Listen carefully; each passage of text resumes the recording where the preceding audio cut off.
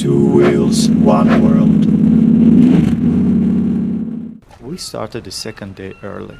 Compared to the day one, a lot of off-road stretches were waiting on us during the day. The most of those are located in Brabant, that is the southern branch of TET along the Belgian border. But let's go in order, so back to sea. The sea was very calm, and only barges interrupted with their low-frequency noises the light whisper of water and seagull cries.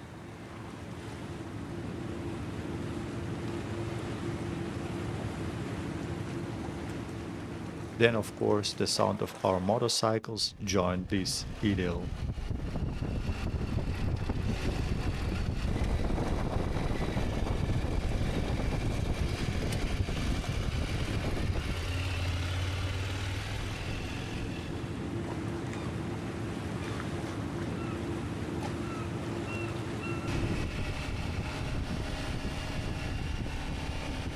It's hard to convey the feeling you get standing on a narrow strip of land with wind turbine masts surrounded by water on all sides. This dissonance grows even stronger when you ride a motorcycle parallel to boats. Later, I understood that I was feeling these emotions from realizing that all of this was created by human hands. Huge respect to the Dutch for reclaiming land from the sea.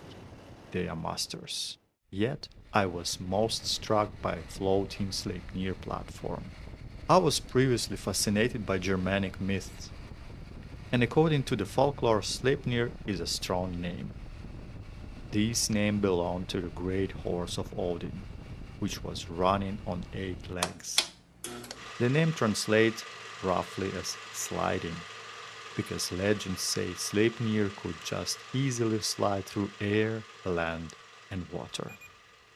As for the platform itself, its incredible structure, 220 meters long and 102 meters wide, equipped with 2 incredibly load-bearing cranes that in tandem can lift 20,000 tons, which is equivalent to more than 220 wagons full of cargo.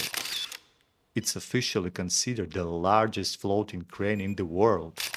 Up on its desk, 400 people can work, and each will have single or double occupancy cabin. This giant is driven by 12 generators with a total power of 126,000 horsepower. All of this sounds absolutely insane. But let's continue our journey. The second day was reached with off-road section and began with the gravel section with freshly laid crushed stone. And although the trail did not go through the forest, we encountered quite a few wild animals: roe deer, geese, and ducks.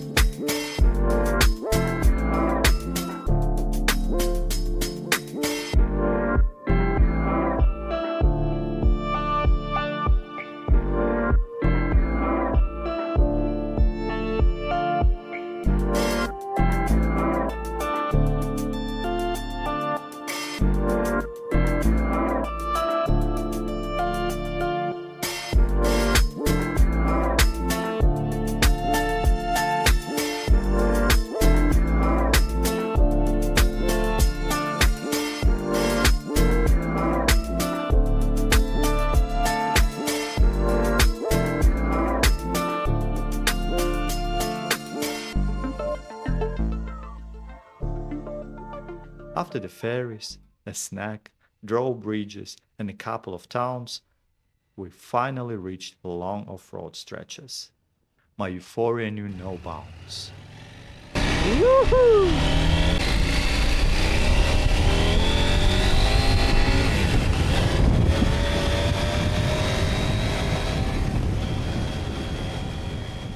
Lawrence set a decent pace, apparently counting on me being quite good in a saddle, but in my eagerness not to fall behind, I often rode faster than I could handle, which sometimes led to falls.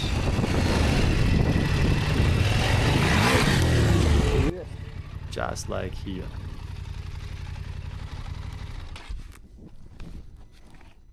An experienced rider would say, you immediately set the kickstand and then lift the motorcycle.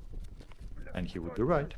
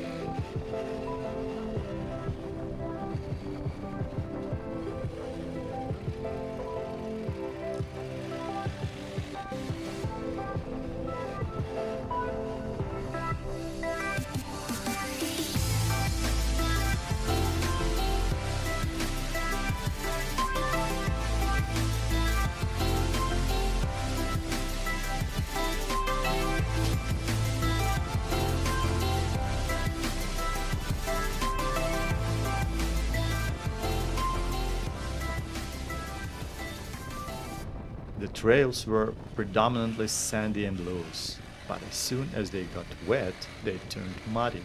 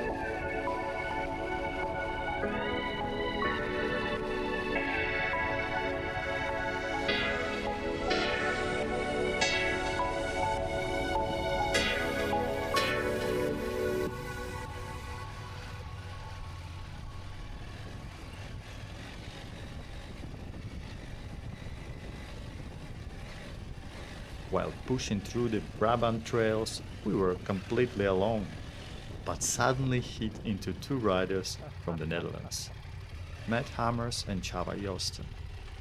We stopped for a small chat, and since I forgot to turn off the camera, it turned out to be an unplanned interview. That's great. This is my second time on TET and second off-road time. Whoa, Yeah, nice. that's really start for me. But you like it. Yeah, I love it. I really love it. So you're on a holiday now. Yeah, yesterday, today, How and long do tomorrow. you have? Okay, so Only 3 just days, a yeah. weekend. Nice. And then, like, how did you just go on the We road went from first- Germany to? We went through TET on the northern part, Yeah. northern loop, and then back to Rotterdam, and then now. Did you the do southern. the Drenthe Yeah, loop? yeah. Ah. It's not that funny. Yeah, it's like always on asphalt. Basically, it's like couple of pieces of nice terrain, but it's it. Would be I great. think. Yeah, This is much better. Brabant, this area is the best. Like everyone says, it is the best area in the Netherlands to. Yes, like, yes. I did it 2 years ago. It was first time on the rented bike, the same bike, but rented, and I lost the count how many times I fell down. I But know. it was so funny, and I said, okay, I need to do it once more. And this guy Lawrence, he said he was actually the guy who injected this, Idea. illness in my Yeah. in my Oh, body. sometimes it feels like that. So much is going into this, like money-wise, time-wise. Yes, yeah. It's so much fun, but it never stops. Like I still have But like do you 100 have, things Do you that have I have. also a lighter bike? Yeah. Another lighter We have bike? a Husqvarna Okay. 350 FA 350, okay. and WR Yamaha 250. So okay. that's the enduros that we ride, and then yeah, these for Because here. this one looks really fancy and Thanks. yeah. He's not done yet, but Okay. I got a high fender, but I still need to Okay. install it with him. But I have because I have the crash bars, the fender doesn't fit. Yeah. So you now need I had to cut like, it. I Or bought, you need. Okay, you need. you have like a something like spacer, you can Okay. also make it yourself if you were lazy. And then all those like, You probably will also install some short number plate. yeah, I already have it like a year, but I didn't install it yet because I'm like 0.0 with technical stuff, and he is, but to install a license, like to change it, apparently it's quite a lot of work. Yeah. So we just didn't Takes do time, it yet. right? There were still many kilometers of road ahead of us, so after a pleasant chat, we pushed on.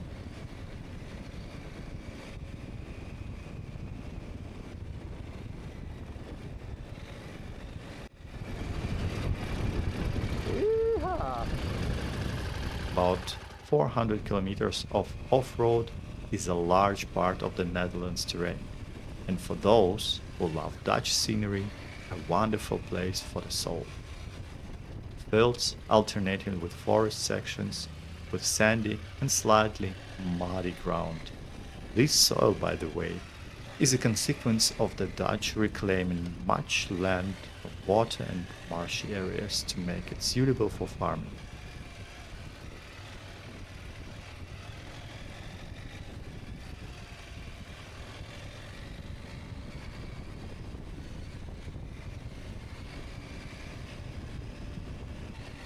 Riding second, today was much more dusty than yesterday. But I was in no way deterred.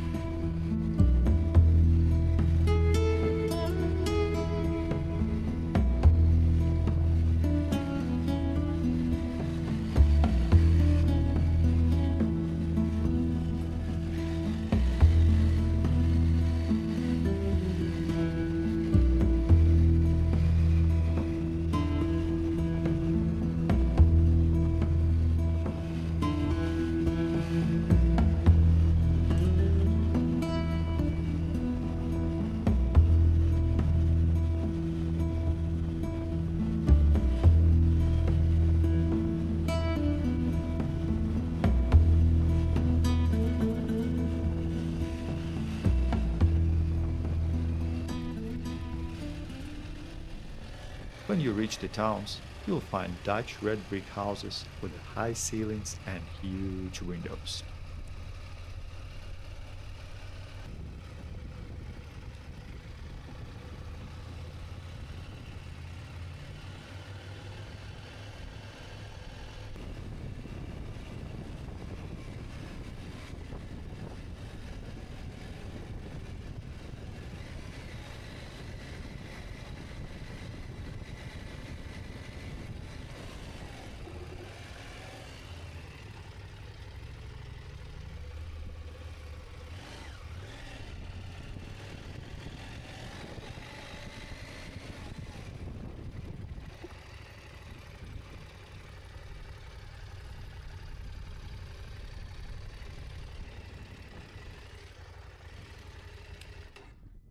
Das ist die Kuh, die ich meinte. Sehr gut. Die Melkstation.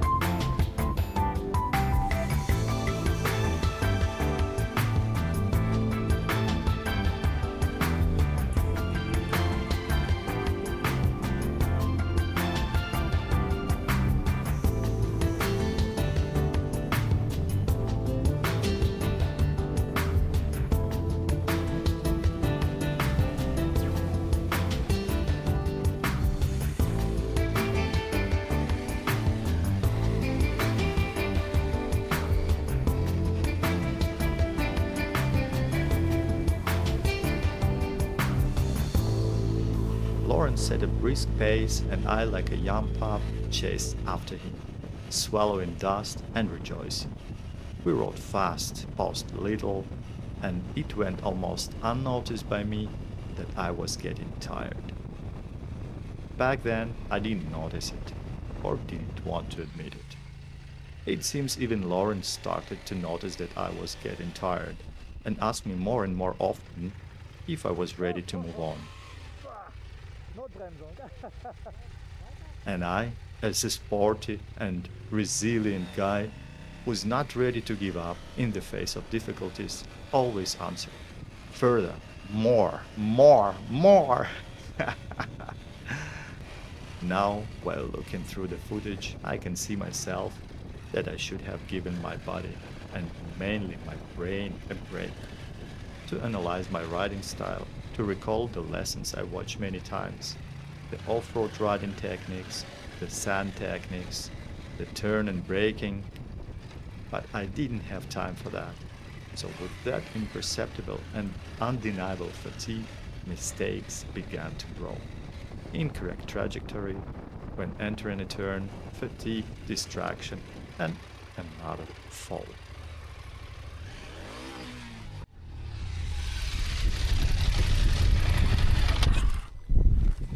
Jetzt diese Seite. Hier die Rutschka. Tief im Sand.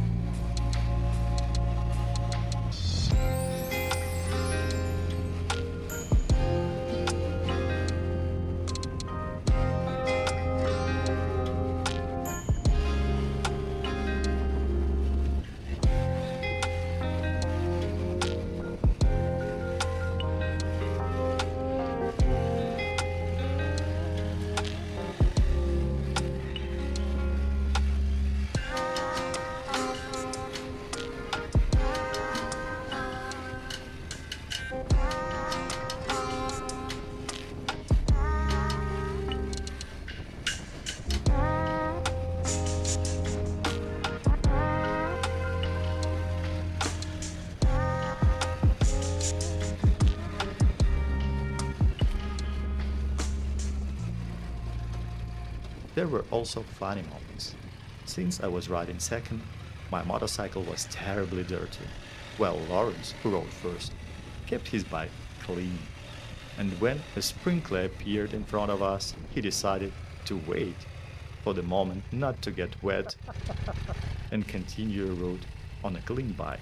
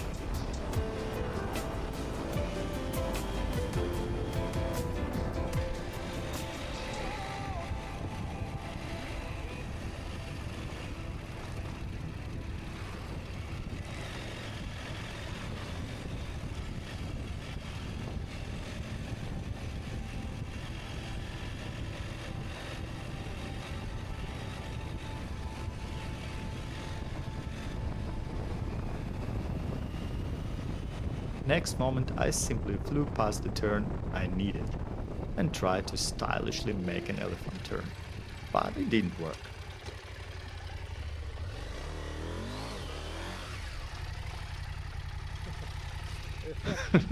Non il va comme ça.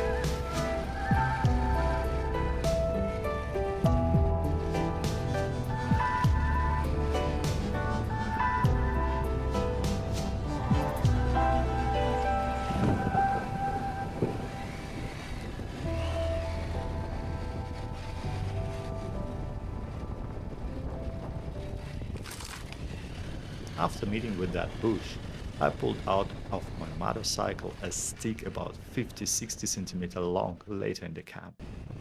It successfully passed under the headlight right between fuel tank and the frame and fortunately did not damage any wiring or cause other damages.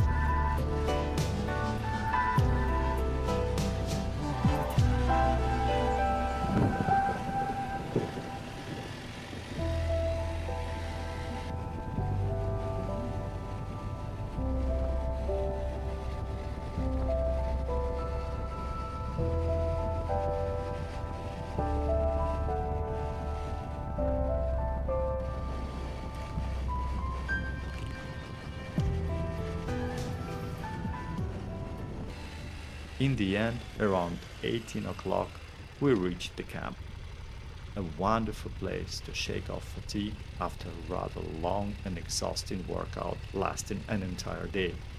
It was a rally day for me, quite an experienced rider.